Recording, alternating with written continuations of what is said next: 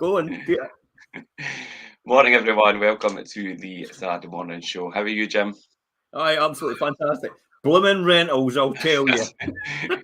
Just going to say, so this week's blog and today's show is titled Blooming Rentals. So grow your returns in the garden, boom with stylish outdoor upgrades.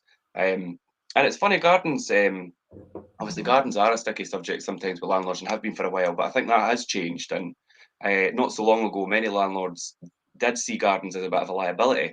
And tenants weren't exactly clamouring for them either. And landlords were convinced they had to be handed back an overgrown jungle of weeds. And that's always what the fear for landlords. And one thing that's really important about inspections is checking the garden's maintained. But as the pandemic produced a revolution in demand and the appreciation for outside space across the country, it's a trend that's never gone away, with gardens and balconies firmly on the non-negotiable. And it's many tenants in Fife, and more than that, they are willing to pay a little bit extra for the privilege of a garden. And I think if you've got a nice outside space, they will pay a premium for it. Yeah, amazing. People will pay a premium for that now. I mean, it's not the greatest subject we want to talk about, but it is a really relevant subject now. And especially now we're into spring and summer, where the gardens just burst. You know, they're basically they're on a race to the sky with the grass and the weeds even and stuff like that. And wow, and this is where people forget. It's like you do get the odd call from the next door neighbour saying their garden's overgrown. It's like go and just mention it to them. That's what you would do normally if somebody owned their own house, and that's how you should be treating people that rent property, as if they own that house at that point in time, because effectively they do. They've got tenureship and they've got the responsibility for that house. And you should treat them like that, because then that becomes, you almost become the pariah and the alienation as being a tenant. I mean, it used to be years ago, if you were a tenant, you were looked at, you know, as if to say, oh, you're a tenant. But now it's a really professionalised situation. Yes. And now it's like tenancies, the generation rents appeared, and private rented tenancy is now a professionalised circuit. I mean, 30 years ago, when I started, I talked about it it was like being the Wild West. You used to get phone calls from people saying, is that your house next door? Because that new kitchen that you put in, they're dismantling it and putting it in the back of the van right now. And I'm like, what? We were speaking about that earlier in the week. But yeah, I mean, and people might think that gardens maybe isn't the most important topic to be covering, but I think it is, especially when you've been through the whole process of managing a property and looking after it. And if you're a landlord or a managing agent, you'll realise the importance of keeping track of the garden and things. But a couple of good mornings. So good morning, Andrea. Thanks for joining us. Morning, Kev. And good morning, Linda. I'd be interested to hear Linda's take on this, because Linda's obviously her is refurbish and then sell on and improve and add significant value to a property. So clearly Linda would be heavily involved in landscape gardening and stuff like that as well, and with what she does with property flips, because she's really, really good at it. Well, any views, Linda, please jump in the comments, and we will we'll bring them on live and have a wee chat if you want to raise any topics with regards to gardens and your rental property. So how can you reap the greatest rewards from your outside space and your buy-to-let? And how do you match your garden or balconies to the right kinds of tenants? Now, this week's blog and into today's show, we're going to dig deep from tiny patios to family lawns and stylish luxury upgrades. And you could use these designs and planting tips for an in-demand garden to maximise your rent and improve the value of your investment. Linda's just jumping back in here to say. That's it. We could all treat a garden like another room. Definitely, I would agree with that. Just all go home now. That's the show over.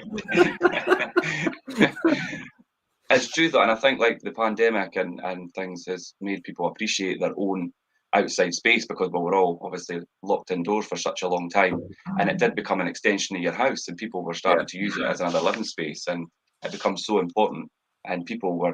But that's what I think a big impact on the demand, and the increase in demand was people obviously were wanting to upsize to the extra room and then upsize to a property with a bigger garden or more outside space through the pandemic, and that all played in part of the demand that just peaked throughout. I mean, Richard, the perfect buy-to-let garden is beautiful and really easy to care for.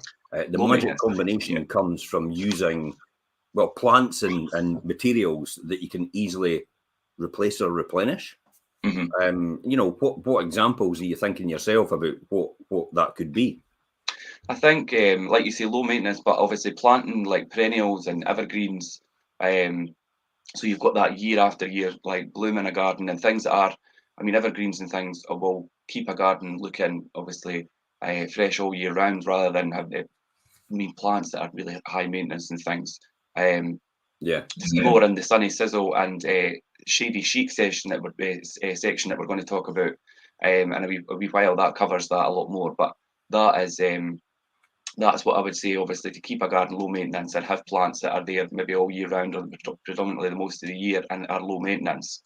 And hedging and climbers give weathered walls and fences and things a better look, and paint for easy replacing and refreshing in case they are discontinued or out of stock. So keep, like, obviously your slabs and tiles and paint and things that you've got that you're putting down, get extras and keep them aside. That's a good tip as well, because if you're going to pave something or put things up, then have extras to obviously look at obviously replacing them throughout the year if that needs done. And sometimes when you buy things and then you'll get so many and then they'll be discontinued and then you've not got as much left to replace them with. So keep it some extras if you've got space to do that. Yeah. Things like those fences, walls. I mean, you know, I mean, the great thing about some of the walls, and people don't realise in fences as well, is a lot of the times, you know, people just go like, "I'll tell you what, I'll just paint it." And yeah, you can paint it, and it is quite low maintenance. But for some walls, they're actually quite porous, so the paint doesn't look absolutely fantastic. So it takes a lot to put it on it. So actually putting reeding and stuff like that around it, you know, pin it on like reeds all the way around, reeding. Yeah. And bamboo possibly all the way along, and maybe planters or something like that. It's like what you said, and then you have, if you have got plants that will grow up the walls. Now you have to obviously do, you know, kind of low maintenance plants, because there's these like ivy plants. It's like the next minute, 5 years later, your whole house is covered. So, you know, a wee top tip in order to get rid of ivy plants if your whole house is covered, if you've got that right now and you've maybe bought a house like that, is actually just cut the bottom of the plants, the stems at the bottom, so it actually doesn't get any more feeding. And then what happens is everything rots up the top, and then it's easy actually to take off. Because if you try to take off in its prime, you're going to struggle. It's possibly going to leave a lot of residue, plus the fact it might actually damage your brickwork and break the stonework as well. So it's all different things you could use. Exterior lighting's actually quite good. Lighting's a big thing, I think, and it changes the whole. Classic example is if you're sitting in different areas of your garden at night. So think about as what Linda said, it's like another room. And if it's a really warm night, is there a place you could sit in your garden where you have a bit of privacy and you don't have much wind, and then you could maybe have lighting, or you could maybe have a patio heater or a chimney or something like that people could use to sit with and just relax and enjoy themselves outdoors for a change. Because it is quite popular, and it has become quite popular because it was the only thing that we can do. So in lockdown and in pandemic, so when you look at that, these habits have actually stayed with us. It takes a lot to change them again. So everybody's still used to that, you know, sitting outside and enjoying the garden, and then just joining the night time. So it's a big difference to do that. Solar powered, you know, units and stuff like that. I'm not a big fan. You know, I didn't care about you, but maybe I just buy cheap. But they tend to break all the time. Well, that's funny. They don't work. It's funny you should say that, and it's solar powered lights and things. I'm not a big fan of them either. They last for so long. But I've actually just myself bought some, and I've run the solar power lights up the middle. We had a border between the houses, and it was a pain to cut and weed and whatever. But so I chipped it all, and I put lighting right up at the middle fence, and it's they were about £7.99. But they've actually got proper bulbs in them, but they're plastic, and they're solar powered, and they're brilliant. And you see at night time, it just lights up the middle of the garden. It's perfect. It's something like that. It's low maintenance. So I've chipped it all. Didn't need to do anything with it. It looks nice. And that's the type of thing you should be looking at. Problem is though, when you come to winter, there's no sun.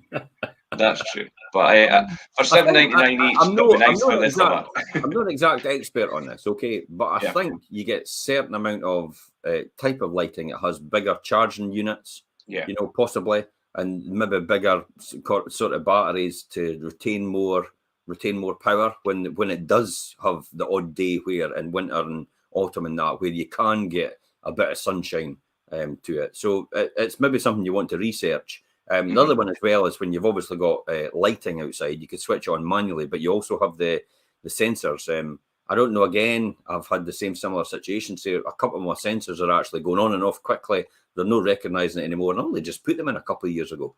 And I'm kind of thinking, you know, I mean, it's the electrician that's buying them. So it's not me going for cheapest chips on this occasion. But I just find that a lot of these things, I don't know if anybody else has that experience, where they have, you know, they've got solar lights and they've got maybe light sensors and that, and they tend to get that same problem as well after just a short period of time. They start to be intermittently problematic, and I kind of thinking, you know, God, it's like maybe it is a case that you buy cheap, you get what you expect. Pay peanuts, you get monkeys. You know, that's the expression. I think there is an element of truth in that. If you pay a wee bit more, I think you're going to have a better quality and it'll last a bit longer. So yeah, but lighting's quite important. I think it does set a mood and sets a tone. And if you can incorporate that into your garden, then that's fine. You've got to make it really easy though when we're looking at this, to make it really easy for your tenants to maintain this, because if you do give them a lot of stuff to do, then you're basically giving them another job, and that it's not going to be great. So this all has to be pretty low maintenance. This is why we talked about reading round walls in case you have to continually do them. This is why we talked about, because I mean, it's easy to take the reading off, chuck it in the bin and put new reading on. But reading actually lasts for a long, long time. You know, the paving as well is quite important, and then possibly even consider, provided you've got good drainage, you know, cementing in between the cracks, so you actually don't get the comeback of the weeds and everything like that. Because a lot of people just sand it, and then as a result of that, is you know yourself, it starts to come back with the weeds and everything. If you are going to get weeds, one of the top tips that Perry actually said was, why do you not just put geraniums, you know, like seeds in the cracks? And possibly that might be an opportunity to benefit from there as well. Yeah, it would look nicer than just weeds. Anyway, so it's got to be easily maintained and easily maintained for somebody to look after. I think that's continually weed it. Andrea's jumped in here. Andrea, thanks for your comment. The basis of that is obviously low maintenance again, and obviously towards an area of lawn and things for dogs and kids and things. We do touch on that just later on as in here, and I'm going to talk about it. But I thought we'll look at petite patios and bijou balconies and how to do small areas and make them make them to be able to utilise by tenants. And you can do it. In my life, I've got a balcony and I've never touched it in 15 years, and it's fallen apart. You can't even walk out the top window. You'll fall I've often wondered, do you never walk out and use that, Jim? Is it just? We moved into a house, and the best room in the house is that big, massive master bedroom with that beautiful balcony. The patio doors open, and you can sit there and have a cup of coffee and overlook the glen. Yeah, because it will look right up. And we've never had that room. Ben got it. And he doesn't go out. And you know who uses it? The cat. The cat. Or cats. Yeah, cats. Multiple. 9. I have often wondered about that, whether you actually used it or not. But anyway. No, you often see Tigger walking about the roof at some point in time. It's like up on the roof, just wandering about. You'll find as well. Parents often have to give up the big room to their kids. It's when you think, it was never like that for us. It's like we got shoehorned into a room, the two of us, my brother and I, until I left the house. Yeah. Basically, that was it. We shared a room, and we were at one end. And you know, I'm not expecting harps and tears and all the rest of it, but or violins and tears. But we had to. It was like cum ceilings, you know, on either side, and you had the bay window in the middle. Mm-hmm. We actually had 2 single beds on either side of the cum ceilings. So if you got up too quick, you'd hit your head on the cum ceiling. and that's how we grew up until the day we left the house and got our own houses.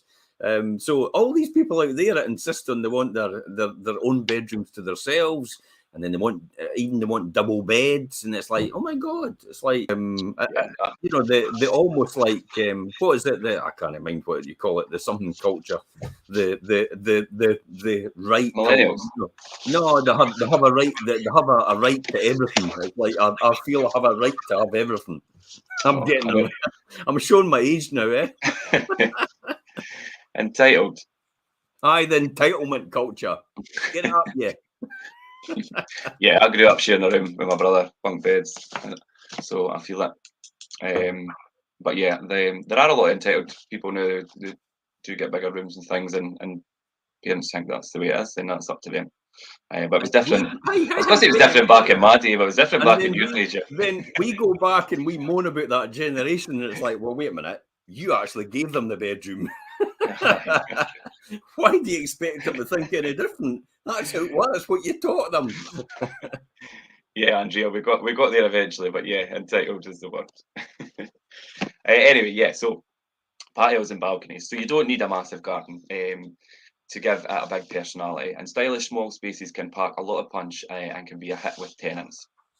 Fill a few corners with hardy perennial flowers, then cover the soil with much mulch to discourage weeds and things. Well, that's another obviously option to try and discourage weeds and keep it low maintenance. Jazz up concrete patios with paving for a classic sandy coloured slab to a modern of striking black stone.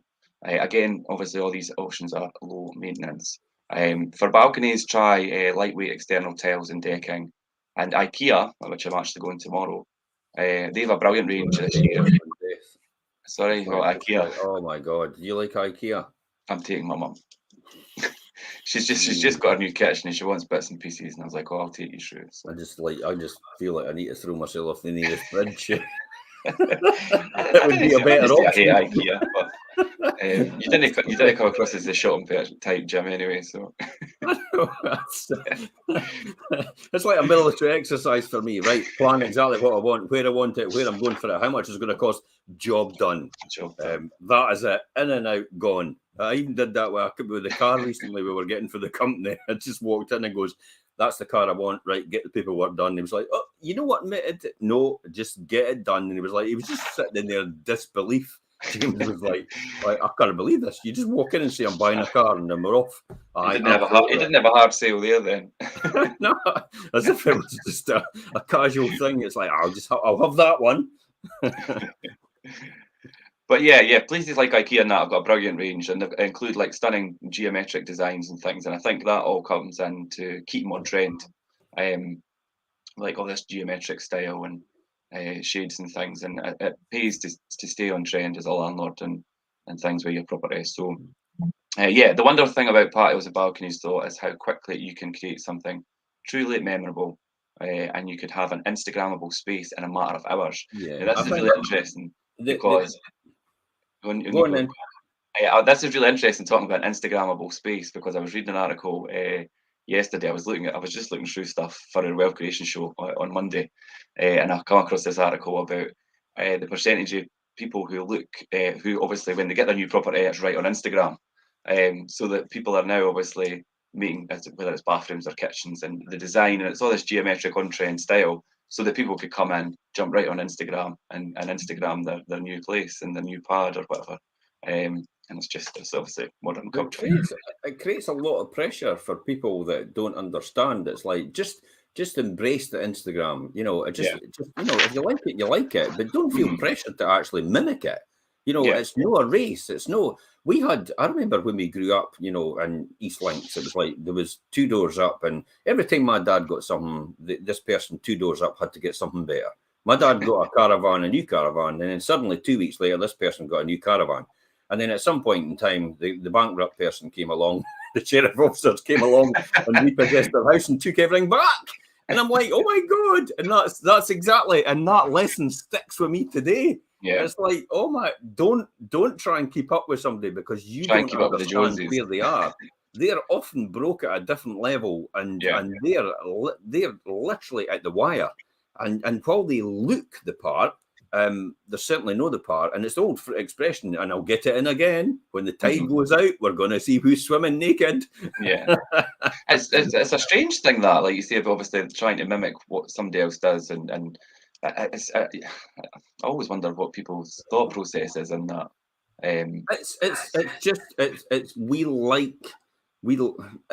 makes them feel better.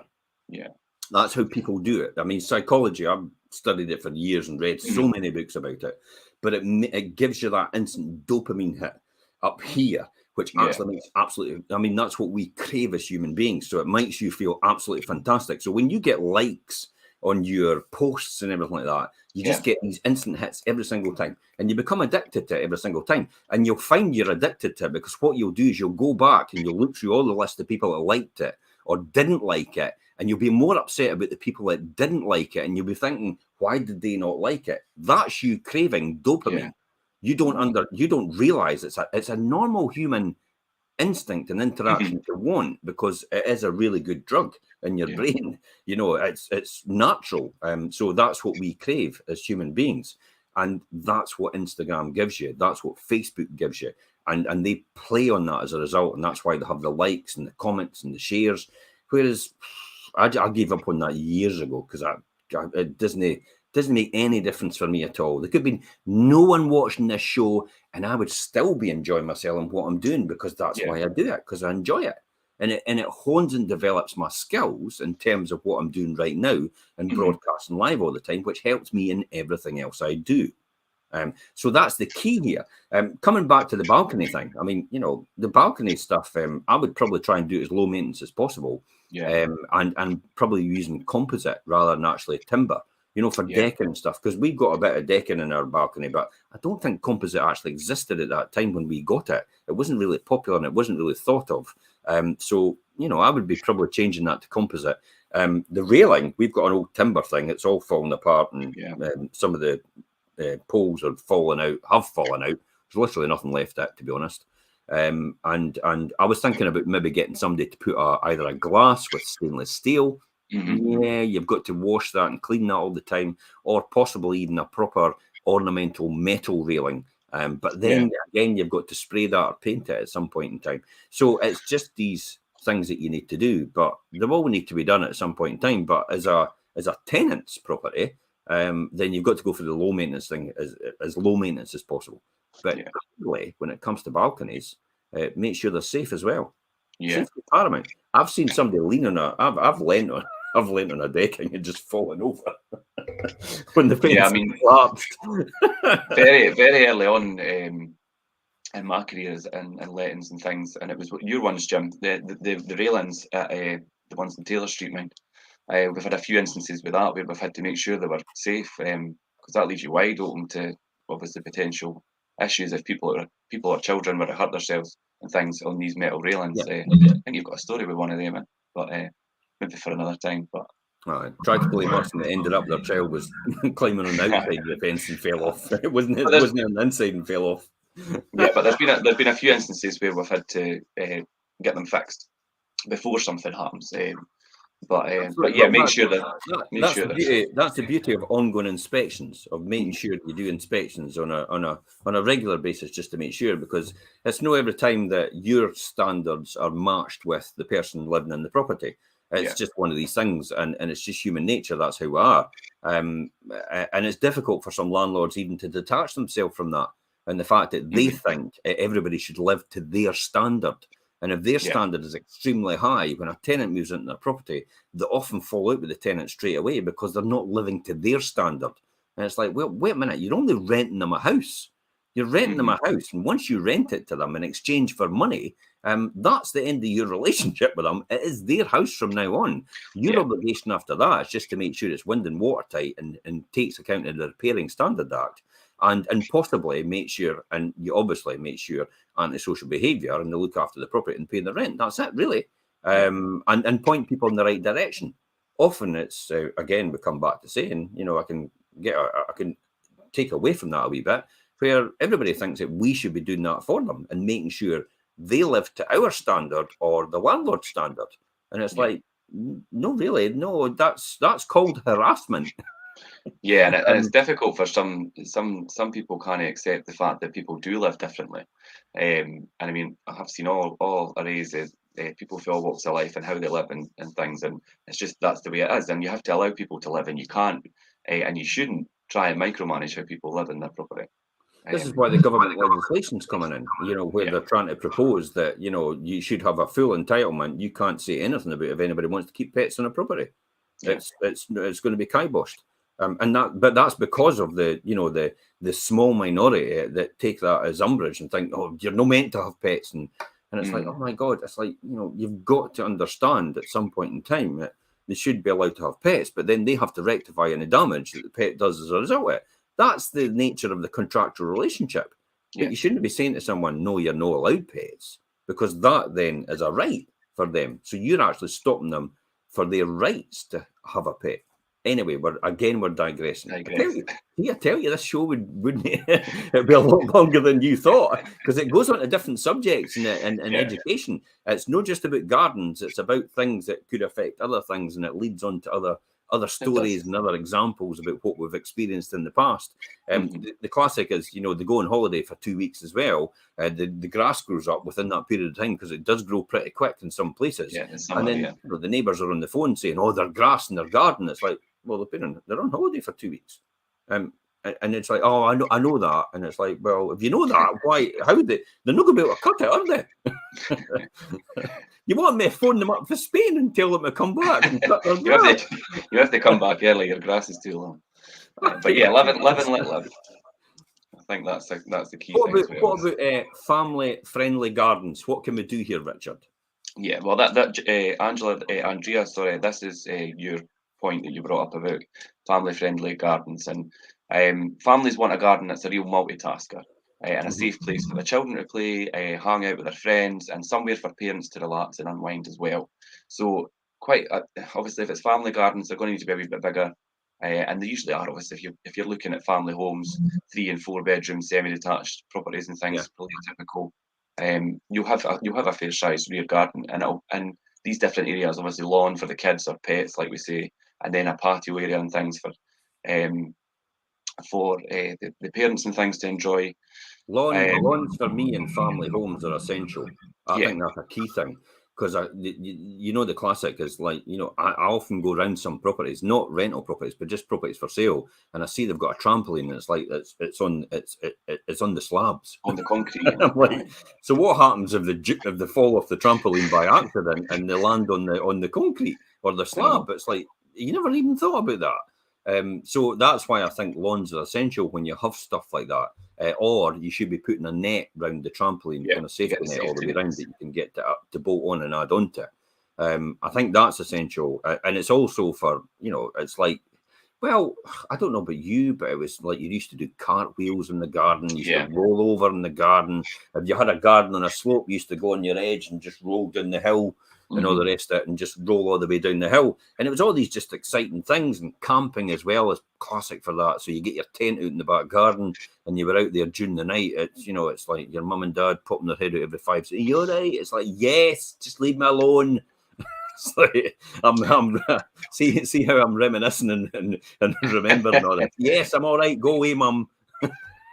Yeah, you definitely need a lawn space for all these activities, especially if you've got a family home and kids and pets and things. But it's important to have that space, and it's important to have. By the way, that's even at 55-year-old. I'm doing that. But yeah, it's important to have maybe like a lounge or dining space where the family could come together as well. Maybe for like outside eating and things. I know we don't have the best weather, and we have that limited amount of weeks throughout the year. But people do like to make the most of it. We've got the best weather, Richard. According to Weber Barbecues, you can go onto their website and you can see this. But I went on a Weber Barbecues course, right, when I was down at the big festival, Jamie Oliver and Alec James. So I was down there and we went on that course. And Weber actually said the Scottish weather is the best weather for barbecues. And everybody goes, what?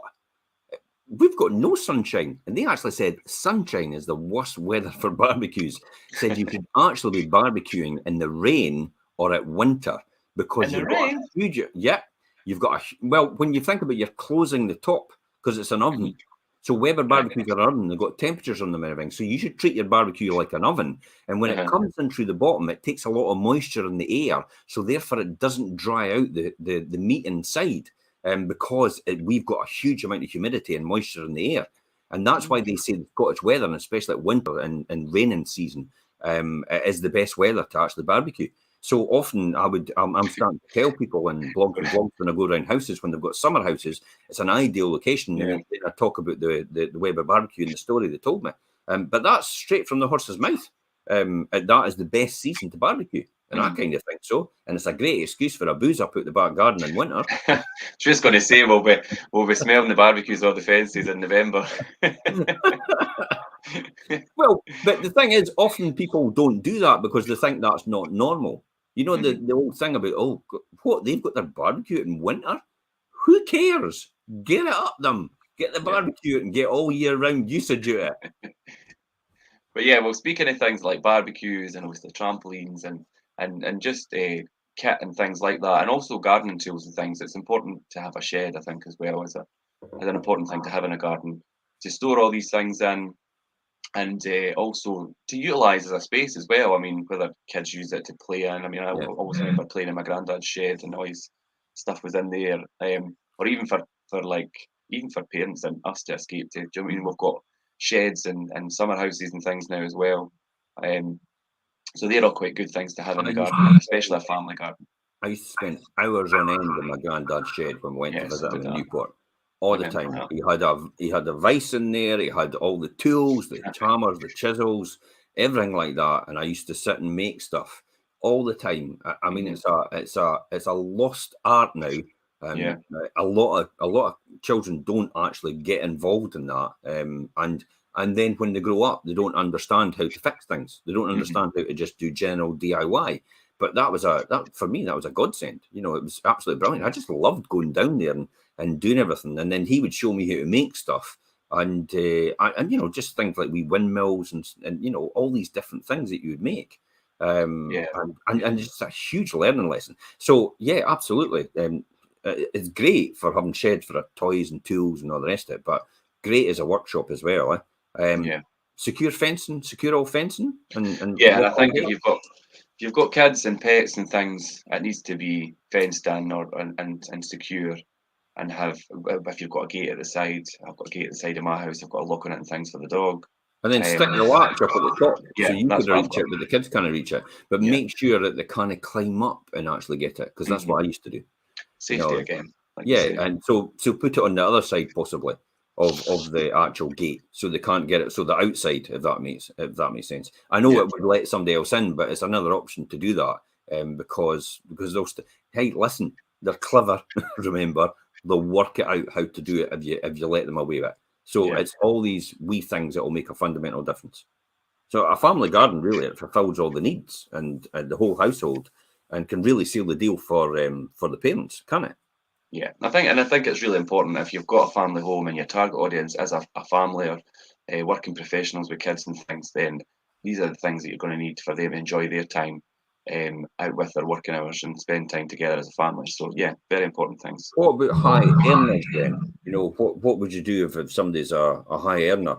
How would you style the garden differently? Would you do? Yeah, I mean, there's so much more to a garden than just plants and lawns and patios. If you want to attract like an affluent professional tenant and a promise of like luxury lifestyle, there are many ways to elevate a garden and experience a whole new level.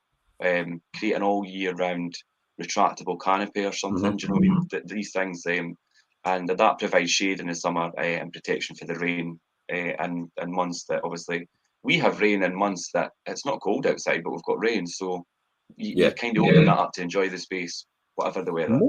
Most of the time, you find that our season is put off a lot more by the wind. Yeah. So it's the wind that gets us every single time. So if you've got something that could be a windbreak, that could be the ideal opportunity, because most of the time when you take the wind away, it's absolutely it's roasting. Absolutely roasting. We used to do it a lot of the times when we were out in Spain. It's like we had the whole beach to ourselves in October and all the Spaniards are walking past going, with their coats on. must be British. Anoraks. Must be British, because we're sitting there a luxury lifestyle because it's like 20 degrees.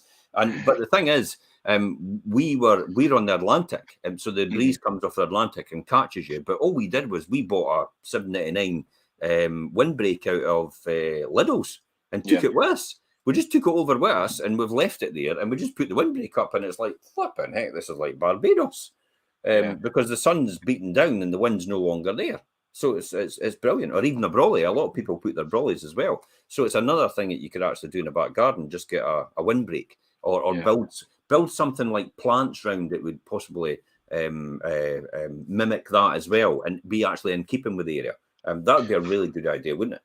We just recently done that for at my mum's. She's got a pergola canopy thing out the back. We put the bit up the side to stop the wind, and she's also got a fire at the chimney, and she's got the heater, and it's brilliant. See, when you sit out there, it's just like you've no wind because you're sheltered, you're covered for the rain, and obviously the heater and things there. When it gets a wee bit later on, we sat there last night. It was brilliant. And it's just a brilliant space to enjoy outside, and it's basically become another room, and that's ultimately what you want to try and achieve. But fire pits and these infrared heaters and things are quite popular now. Just to take that chill off that, and let you sit out that wee bit later as well. And again, obviously, lighting and creating different zones with lighting. Lighting's so important, but like you say, it's a wee bit hard to judge with these new solar lights, and do I buy cheap, do I buy more expensive and things, but lighting could give it a real luxury kind of feel, and definitely creates another space for enjoying the different moods and zones and things within the garden, and that's definitely something that I think is important. And then the design of the screens things, like you say, obviously windbreakers. Now you get these kind of like in these Love Island villa type things with these screens, and they create quite a on-trend feel as well, but they're practical because they're obviously like they're windbreakers and things like you said. So I think they're all important things. And then obviously the popular thing that everybody done through lockdown was build an outside bar. I think everybody's got these bars at the bottom of the gardens now. Well, I know you don't, but I'm a cheapskate. I didn't do things like that. Because I just think to myself, it's not going to be there that long, and I'll probably I'll probably take it away, or I'll probably knock it down, and probably wish I'd never done it because it takes up another space which I could have used. And so I'm kind of sparse in terms of how I do things. I mean, I kind of get out of the mentality, Richard, about like if I spend money on that, I'm going to get to invest in that. And it goes back to the opportunity cost thing. It's like, if I spend money on that, how much is I'm going to have to forgo with the money I could have invested in that and made even more money? And a lot of people think, oh, well, it's like, spend it while you've got it and you're only here once and everything like that. But I just think about generational wealth all the time. I just think about passing on to my kids and making sure my kids are fine and making sure they don't have to go through the same situations as I've gone through, and it makes it easier for them. That's all. So that's the compromise I think every single time. I'm lucky because I get the benefit of my friends that stay in the next street. They converted their garage, and it looks brilliant. And to be fair, they done it relatively like it wasn't too expensive. They didn't blow the budget, and you see people spend thousands on these things, and it's ridiculous. So I get the benefit of using theirs, so that's fine. But I mean, apart from that, barbecuing areas and things that are used to kind of come together and sit and are made from stone and things and brick, and these are all low maintenance areas which can be utilised as well. I think they're really important. And they are polycarbonate and plastic as well is a good one, but from recycled product. So that, that's quite a popular thing because it lasts and it's all weather as well. Whereas if you get timber, seating and stuff like that, then it's constant maintenance, constant painting. If anybody leaves it out in all weathers, it's going to get destroyed at some point in time. No matter what happens, because we've got all these timber things over the years. No matter what they say about it's all weather stuff and it's pressure treated with chemicals to stop it happening, it always rots. It always rots. So it's utter rubbish. It's like what it's like. It's like the Ariel or Persil adverts. It's like your whites are always white. How the hell? No, they're not. You never get your whites that whiter after being in the dirt. Get away. You're having a laugh. You're pretending. I just love to be behind the scenes and know what they do. It's like, although, like, these shirts aren't good enough. Let's change them for brand new ones. Yeah, and funny you say that. I was actually speaking to one of the landlords just the other day about the decking and things, and she's doing the garden and sorting things, and we spoke about the composite decking and things, which is like really expensive. I mean, if you buy it, and for a large area, it can become. I mean, you're talking sometimes it runs into thousands, and it's like that's ridiculous. But it's low maintenance. You don't need to. It doesn't need to obviously painted every year and things. And I think it's fine if you've got a small space, then you could keep that relatively cost effective. But to do a big massive decking and composite would Well, cost. there's an argument, Richard. It depends if it adds that significant value to your property. And, Well, I and suppose it would. I have seen people go to town with their landscaping, and it's like about 20 grand. But I tell you what, I'm convinced on some occasions it actually has added more value to the property because it's rather than do the halfway thing. Whereas, is it an outside space that I could use all the year round, or is it not an outside space I could use all year round? It's clearly defined because they've put a lot of investment into it as an outside space they can use all year round because they've got maybe one of these big huts that you'll sit round the fire inside and you'll all enjoy yourself with a glass of wine or a whiskey or something like that while you're barbecuing in the middle of any time of year. That's the sort of thing I'm talking about. So they've actually gone to town and I mean, one of these huts are like 7 grand or 8 grand.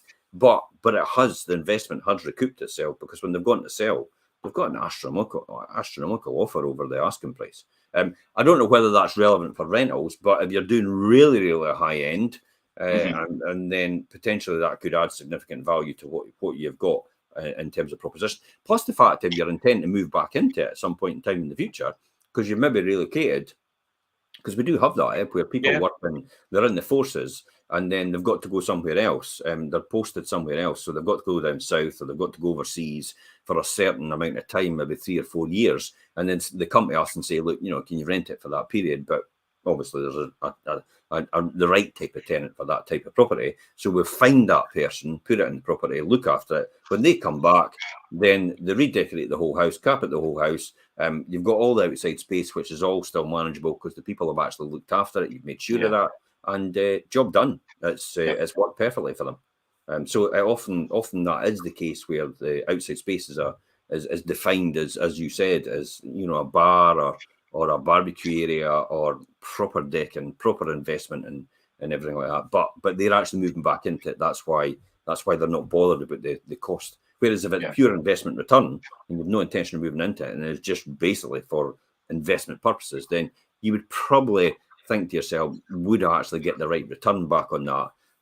Because it might not add value. When the surveyor comes round, for example, if you were going to remortgage and you had your outside space done, they would go, aye, okay, but it's not that much amount of value. Whereas if a buyer comes round and says, I'm going to buy it, they'll probably tend to pay significantly over the home report value. Yeah. And that's where the value's added, but it won't be added if you tried to get it the actual valuation. And the actual valuation came through. So it's that trade-off that you've got to work, which is best for you. We do have. Sorry to interrupt. No, we do have one like that. We do have one like that just now, and it's a higher end one. It's quite a high value rental one, but it's ultimately going to be their property in the years to come. And they've spent a wee bit, obviously, landscaping the garden and things. It was a new build, so the garden was kind of just plain. But they're happy to do that because they know in years to come they're going to be living there. And it keeps, the tenants really happy. They've got it's quite a high-end finish. They are paying quite a premium rent for it and things. But that's exactly that scenario that you're talking about. But you tend to find if you do provide stuff like that, then people will look after the garden. If you provide a rental property in the beginning, the garden's just like not really the first priority on your list about looking after it, then when the tenant does move in and takes it over, guess what they're going to do with the garden as well? They're going to treat it exactly the same. More than likely, that's what happens 99 times out of 100. You'll get the odd tenant who'll actually go, can I landscape it? And you're like, geez, where did you come from? Happy days.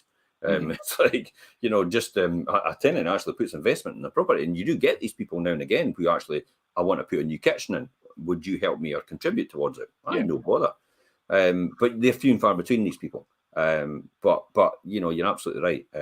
Making that effort, investment return is probably the way to think about it. But you can give people guidance on that, can't you? I mean, there's all the different right level of levels. luxury. I mean, the key is here to get you out to look at it with them. and then you'll be able to decide what market they should be going for, how much rent they can get in that, and then, you know, if you want to go to this stage, then how much rent would you get for that, and then you can let them work out of which return is best for them, and which scenario is best for them as well, and that's the whole point of getting you out in the first place. Yeah, and engage that on an individual basis, depending on the property and what the rent is, and your target audience and things like that. And there's all different factors. And yeah, anybody feel free to come to me direct, message on here, message me direct on socials, or email me. You know, I'm always amazed. It always amazes me how many people actually wait till they're ready to rent a property or they're ready to sell a property, and then they say, I better get that person out now to put it on. And I'm like, no. You should be getting your estate agent, your letting agent, or anybody you're thinking about doing something for out way before you've made these decisions about, you know, whether you're selling it or whether you're letting it. And the reason for that is because you can get the facts so you can decide before you start. Imagine going the journey of renting and selling, and you see the tree at the bottom here. This is where you would probably get someone out. This is what I'm talking about. Get someone out at this stage, because what happens is, if you choose one or the other, you go this way, that way, this way, that way, this way, that way, and then they're wide apart renting and sales. And then what happens is you then get somebody out of the sales, and then and then it almost turns out like, oh, you should have rented. Oh, right, okay. So what? See the amount of the gap it's created here, and it's like, well, wait a minute, you should have rented. And it's like, and you should have rented, and you think, God, I wish I'd got you earlier down here. And that's the key there. So it's important for everybody out there and watching, you know, or listening in on the podcast, get a specialist out in that subject, in that field, before you start that journey, just so you know what you're doing. And no, it's a man thing more than likely. It's just like, I didn't want to ask directions. I know where I'm going, even though you don't know where you're going. But it's like that mentality when it comes to this. It's like, oh, I know what I'm doing, definitely. It's like, but you don't know what you don't know. And that's what we know. And that's how we can tell you what we know, so you will know what we know. And then you can make your decisions based. And often the people that win most of the time in buy-to-let and also in property sales are the people that get us out way before it. Way before, just when they've decided, I'm either going to let or I'm going to sell, or one or the other, and then they'll get us out, and then we can give them the best advice. And often it could save you an absolute fortune. I mean, I've saved about 10 and 20 grand for people without actually having to do anything to a property. And it's like, oh, I was going to do this, I was going to do that, I was going to extend upstairs, and it's like, whoa, wait a minute, what are you doing? It's like, no. This house will sell as it is. Oh, really? I didn't realise. It's like, aye, and it'll sell for this price, and I think I could get this. And like, wow. And often, 99 times out of 100, I'm absolutely right. But that's what I'm here for, and that's what you're there for. That's the whole point. Yeah, and I think for me, like if you're an investor and you're building a portfolio, and as you get your purchases, as soon as you get the keys, whether it's me or whether it's an agent you're using elsewhere or whatever, but get them out that day or the next day and say, like, this is what I've just got, this is what I'm planning to do, or what do you think I should be doing? And I do that quite a lot, and have a walk around and say, right, do this, do that, and they're like, well, I'm going to do this, and I'm like, don't need to do that, save yourself the expense. And then when we get to outside spaces like gardens and things that we're discussing, it's a really good space out here. Keep the lawn, obviously, tidy up this area, keep it low maintenance, and there are the things that we talk about, and like you say, things that can save people money, and give you the best guidance on how to have the property ready for whether it's a family or whoever your target audience is. But yeah, definitely get a professional out as soon as possible to help you through that process. And like you say, it could save you sometimes thousands. I mean, I've seen people go into somewhere and rip the entire kitchen out and do things. And I'm like, you didn't need to do all that. I mean, you could save yourself money here and get this place turned around quicker. I think one of yours, Jim, recently as well, we got a quote for the refurb, and I'm like, that's far too high. I went and done a walkthrough. How much? 22. And what did you cut it down to? Well, excluding the additional fee, but it was just over 10. I took about 10 grand off it. So you took about 10 grand off that, and there was no reason to do, and that's exactly why you're here, because for that very reason. Because it's like, anybody who didn't have that knowledge would just go, oh, right, aye, okay, then just go ahead and do the 22 grand because it's got to be done. And then you just like, no, you didn't need to do that. It's this, that, and that. And you can do this instead of that. And you can do that instead of this and this instead of that. And that's exactly how, to shave £10,000 off it. Worth its weight in gold. Yeah, I think one of the ones was the kitchen, and I went in the kitchen, saw it. It was a perfect kitchen. It's still contemporary. One of the doors need put back on. I said, just put a new oven extractor, new floor in, do the walls, and leave the kitchen as it is. Cut thousands of it because they were ripping the whole thing out and it didn't need it. So, but yeah, and that's exactly like you say. Let's talk about sunshine and shady. What are you thinking? Sunshine or shade? Yeah, I mean, well, any outside space could look fabulous. I mean, depending on whether it's got natural levels of light, you can perfect the design with the right low maintenance materials and plants. Again, it depends on, obviously, it doesn't need to be some sunny corner of the garden. If you've got shady areas, you could make the most of them as well. Implement colourful flowers and things. And so have some fun with random planting and magical stylized like meadows of colour and things in areas that maybe didn't get a lot of sun. Check things like the Royal Horticultural Society. Stuff like that as well. They've got the top 10 wildflowers and things on there. I mean, be careful with planting flowers and things. Don't go crazy because then, like you say, it takes it away for low maintenance. But implementing that wee bit of colour to try and bring up shaded areas and things that maybe didn't get a lot of sun. Shady gardens don't have to be dull. And look at things like the rainforest floor.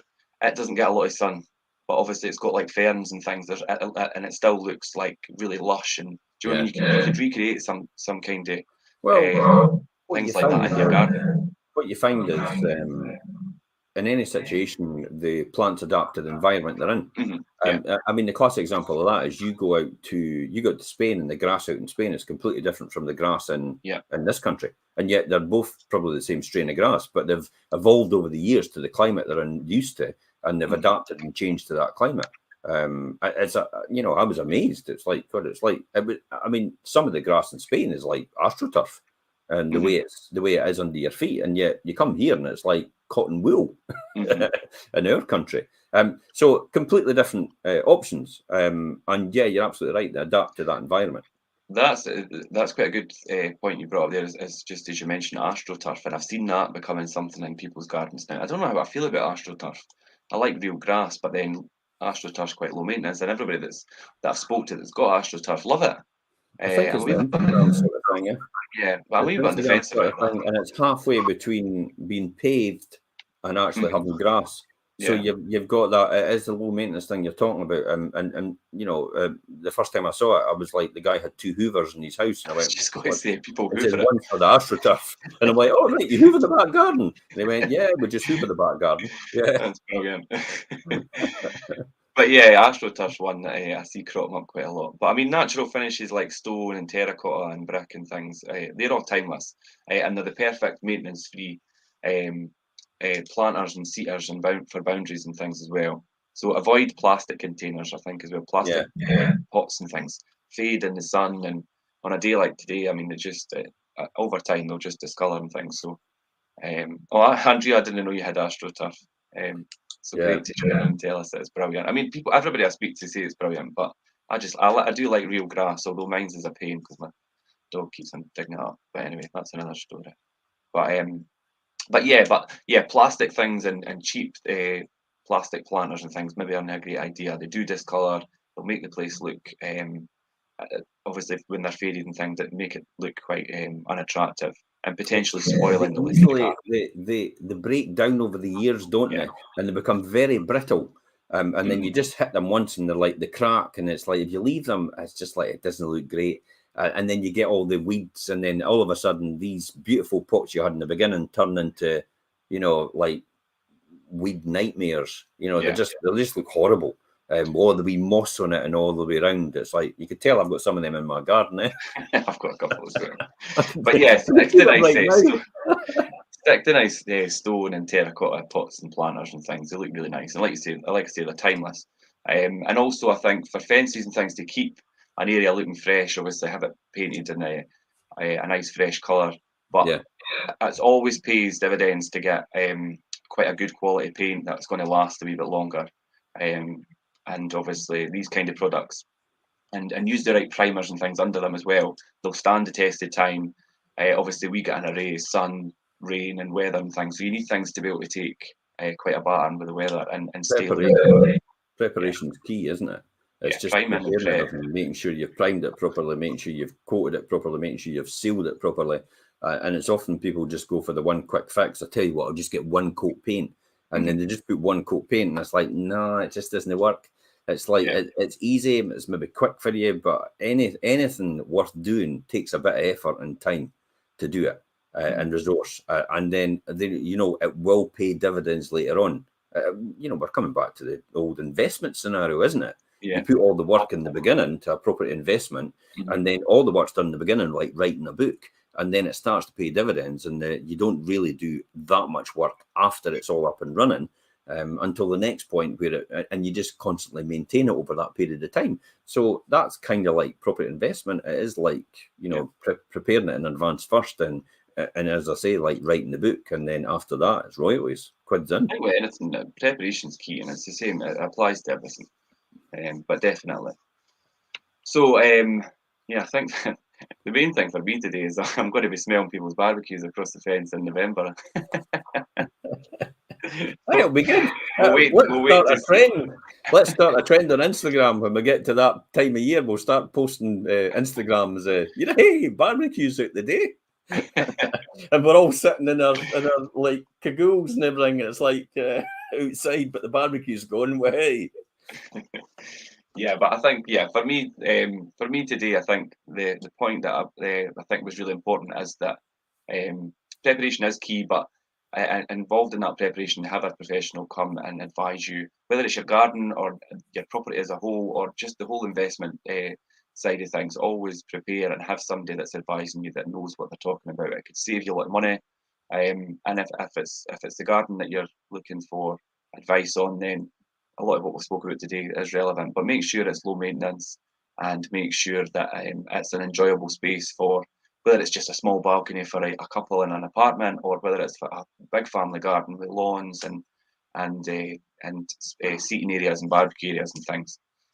But I'm here all the time to advise people, whether it be the garden or the property as a whole. Yeah.